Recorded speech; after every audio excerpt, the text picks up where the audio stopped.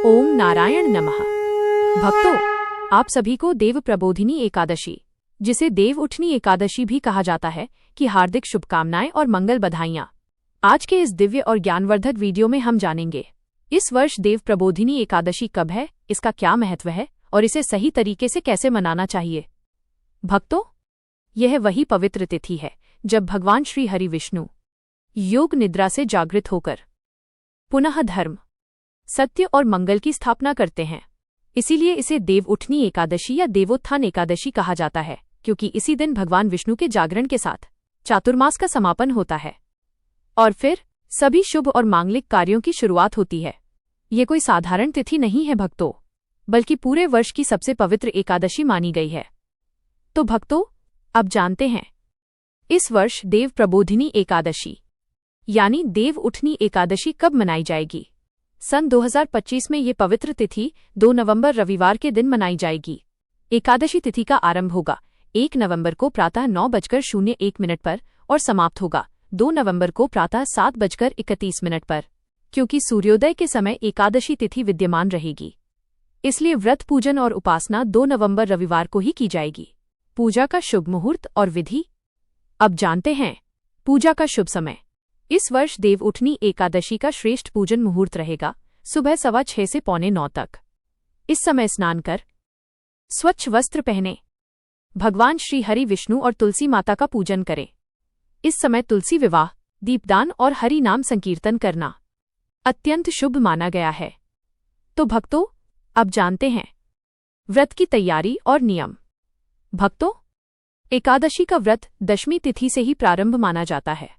इस वर्ष दशमी तिथि रहेगी 1 नवंबर शनिवार। दशमी के दिन शाम के बाद लहसुन, प्याज, मांसाहार, शराब, चावल, मसूर की दाल जैसी सभी तामसिक वस्तुओं का त्याग करें। केवल एक बार सात्विक भोजन करें और मन, वाणी तथा कर्म से संयम रखें। याद रखिए, यही नियम व्रत की सफलता का पहला कदम है। व्रत पारण। व्रत खोलने का समय। व्रत पारण यानी व्रत खोलना द्वादशी तिथि में किया जाता है। इस वर्ष द्वादशी तिथि होगी 3 नवंबर सोमवार। पारण का शुभ समय रहेगा सुबह 7:30 से 9:30 तक। इस समय भगवान विष्णु का तुलसी दल से जलाभिषेक करें, प्रसाद अर्पित करें, ब्राह्मण या जरूरतमंद को दान दें।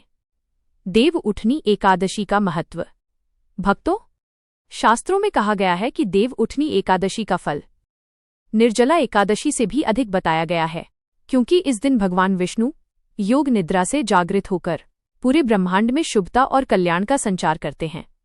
यह तिथि व्यक्ति को सभी तीर्थों के स्नान और दर्शन के समान फल देती है, यहाँ तक कि गंगा, यमुना और प्रयागराज संगम का पुण्य इस एक व्रत से ही प्राप्त हो जाता है। शास्त्रों के अनुसार जो व्यक्ति इस दिन व्रत रखता है या केवल कथा सुनता है, उसे गोदान के समान पुण्य प्राप्त होता है। अब जानते हैं भक्तों, इस दिन क्या करना चाहिए और किन गलतियों से बचना चाहिए। पहला, व्रत के दिन केवल सात्विक आहार लें, फल, दूध, मेवे, साबूदाना, सेंधा नमक आदि। दूसरा, लहसुन, प्याज, मांसाहार, शराब या किसी भी नशे का त्याग करें। तीसरा, झूठ बोलना, क्रोध करना, चुगली करना या किसी का अपमान करना इस दिन पाप माना गया है। चौथा, रात्रि को भगवान विष्णु का भजन कीर्तन करें और संभव हो तो जागरण करें। पांचवा, भगवान को तुलसी दल अवश्य अर्पित करें, क्योंकि तुलसी के बिना विष्णु पूजा अधूरी रहती है। तुलसी विवाह और पूजन का विशेष महत्व।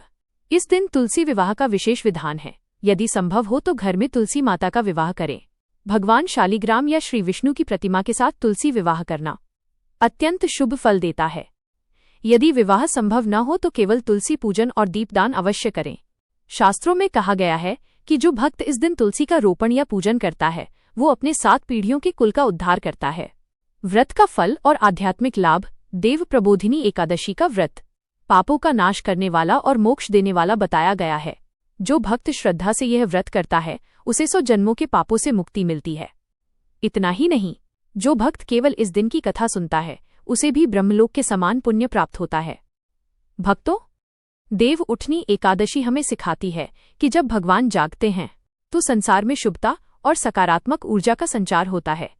इस दिन मन, वचन और कर्म से पवित्रता बनाए रखें और भगवान श्री हरि विष्णु के नाम का स्मरण करते रहें।